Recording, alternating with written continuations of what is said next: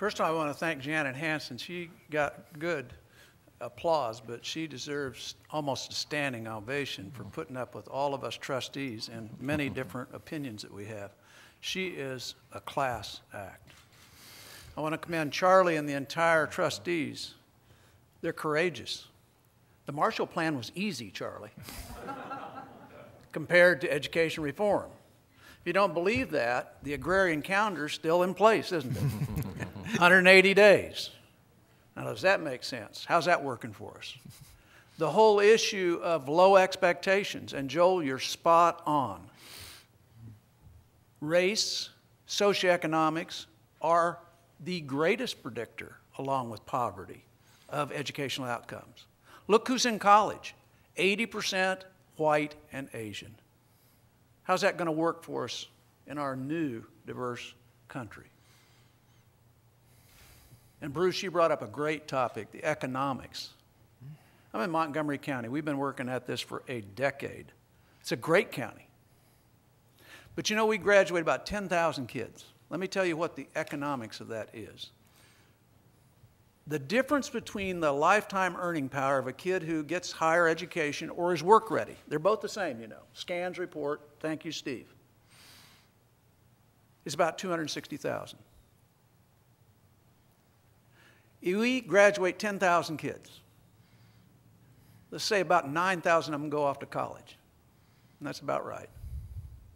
Let's say 2,000 of them aren't prepared and they don't go anywhere. 2,000 times 60,000 times is 520 million a year. We lose in earning potential. Whatever I was going to say, I'm going to change. We got to get over fixing to get ready. That's the bottom line. I've been at this 40 years, and we've been fixing to get ready. We've been talking about the same thing. Somebody said, can you tell a good teacher from a bad teacher? Can you remember the best teacher you ever had? Right today, can you remember their name? Every kid I got in Montgomery County can tell you. Good teacher, bad teacher. Parents can. When it comes time to enroll, my principals are in fear about trying to get somebody in a classroom where everybody knows we've got bad instruction. So I think we need to put this topic on the front burner, but I don't want to put it alone. That's my thing. I think we need to come out with high expectations for our country. We're not going to get it. When I graduated from college in the 60s, less than 30% of the country graduated with a BA degree or BS. When my kids graduated, and my last one a couple of years ago, less than 30% of the country graduated with a bachelor's degree. So first of all, I think we need to change our expectations. And the first thing I think we need is standards that shoot high and a value chain that goes all the way down to pre-K. Because that's the way we're going to deal with time. Remember, time didn't change.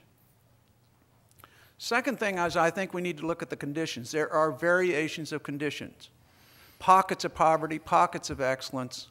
But what we want is an execution of a scalable, systemic reform that is coherent and provides a pathway that reduces variability of outcomes. And we want that to work for all of our kids. Now, you're not going to get there without a great teacher in every classroom. That's why I like the report starting to address some of the controversial issues. My complaint was it wasn't controversial enough. We're tiptoeing around it again. This is serious issues. High expectations. We're going to have the courage to address the conditions, how we use time, what are our expectations, and then we're going to have to build the structure. Because John is absolutely right. If we don't bring all the stakeholders to the table, and we bring our unions to the table, folks, and they've designed a structure to eliminate poor performing teachers. We get rid of more poor performing teachers than most big city systems added together. Because they design it, they run it, they operate it. They want good teachers because they're like Jim. They know who's down the hall. And so I think we can change the culture if we change some of the structures, have the right conditions, have the right expectations, and then we better build a better monitoring and measurement system and a better way to get it right down to the student, to individualize it in a way that makes a difference. I don't want to be sitting here 20 years from now when my grandkids are in college and in a country of only 300 million people, in a world of 6 billion people, where everything doesn't matter about your location, but can be handled electronically in many cases. And a lot of the tax returns we're filing out of Montgomery County with our wealthy people are done in India with their accountants there. We've got to fix this. So congratulations on another great report. Hope it starts everybody's engines and we are quit fixing to get ready.